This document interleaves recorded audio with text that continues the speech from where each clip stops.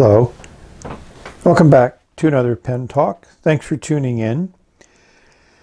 We're going to veer off our current subject for a little bit. This is something I've been dabbling in for a while now. Those followers of my channel know that I've been in Estabrooks for a while. I collected a decent amount of them.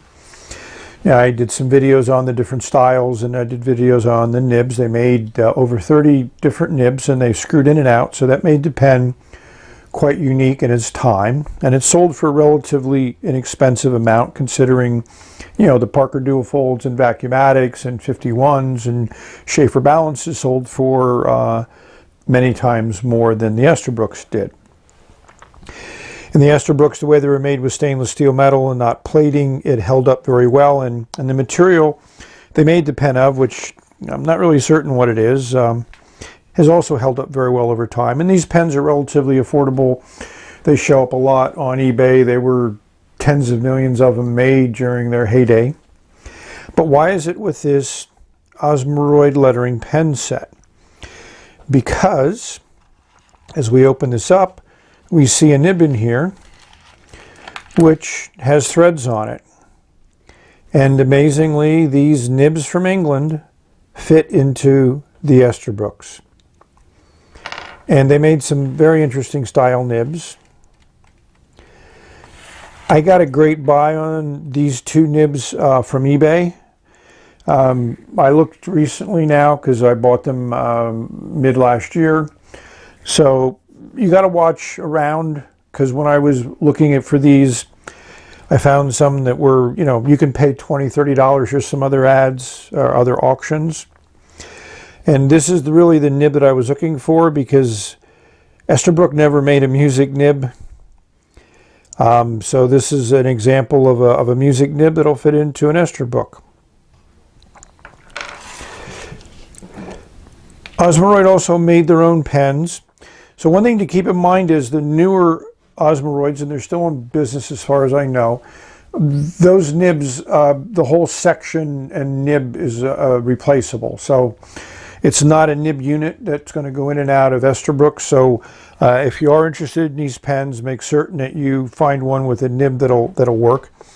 Here's two examples of pens that they made probably in the 40s and 50s, maybe a little bit later, that have the take that Estabrooks nib. This is actually a piston filler, which I think is interesting.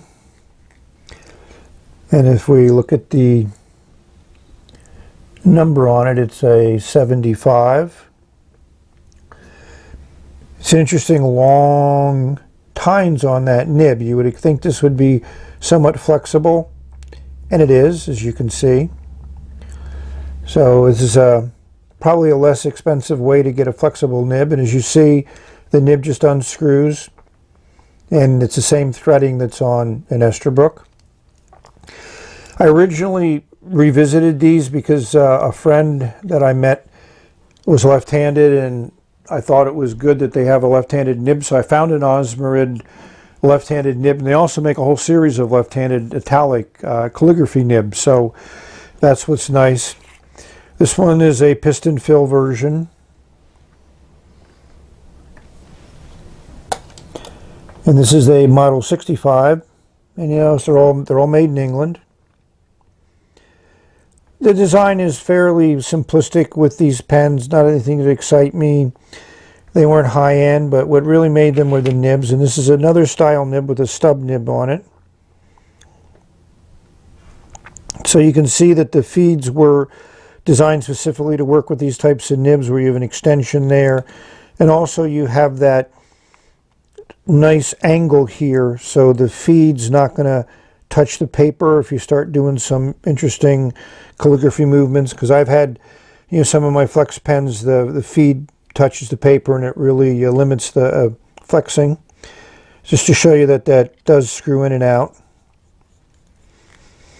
So the real test is, why would you put these nibs into an Estabrooks? So let's take a look at some writing. For those of you that may not be familiar with Estabrooks, they're just a really great knockaround pen. You'll find a ton of these on eBay for auctions. If you go for a reputable restorer, you may pay $40, $50 for the pen. A lot of it's going to depend on the nibs. They did make some nice relief nibs, which were somewhat oblique italics stubs. They have a flex nib, a 9128, which a lot of people rave about, but I have two of them, and they're not my favorites by any stretch of the imagination. These pens are relatively easy to repair. I haven't found one I couldn't repair. Somebody glued a section in, so I did find one I couldn't repair. So as you can see, that's a pretty decent sized stub on there. It looks like about a 1.5, something that Esterbrook never made. And again, that feed has that nice slant to it. You know, this section easily comes out. It's just pressure fit. The nib screws in and out. So that gives you a lot of versatility with this pen. The J pen is not the largest pen in the world, but it does fit in the hand nicely. The section, I think, is a good medium-sized section, not too skinny, not too large. And all the Esterbrook's post very securely. Doesn't really change the balance much. So this is the copper color one, or it could be called root beer from some people.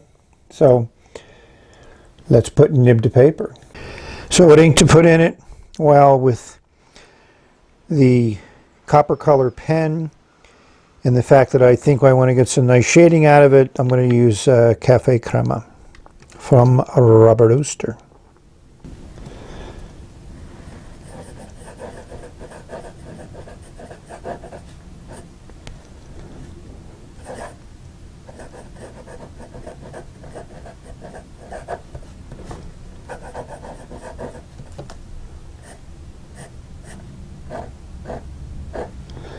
I think you can see this nib works extremely well in this pen. It's a sharp stub. So if you're going to be off angle, it's not going to write. It writes a little bit, but you know, it's very, very sensitive to angle. So, but you can still write cursive very nicely. You know, that feed keeps up with that ink flow fairly well. I mean, that's a really nice line and a nice variation. So, you know, this is one of those weird combinations into vintage, putting two vintages together and coming up with a very nice writing experience, and for very little money. You may have to look around, but they're findable. But now the real test is going to be, let's throw this monster music nib in there and see how that writes. So we have the music nib in there now. To change nibs, I just unscrew the other nib, throw it in a glass of water to soak it. No reason to really do much to clean it other than that.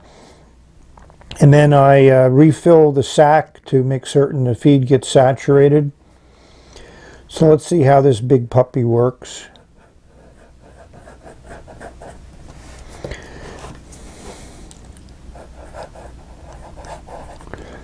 I mean, that's just insane amount of ink. And you still have those fine cross lines. There's no reason to flex something like this. I mean, look at that. This is certainly a specialty nib, not something for everyday writing, obviously. Let's see if we can do something with music here. It's very sensitive to angle, even more sensitive than the other nibs. So if you're off angle, as you can see, it's not going to write. But part of the fun of these specialty nibs is they do require some expertise and practice on the writer. But when you do, you can just express yourself very well.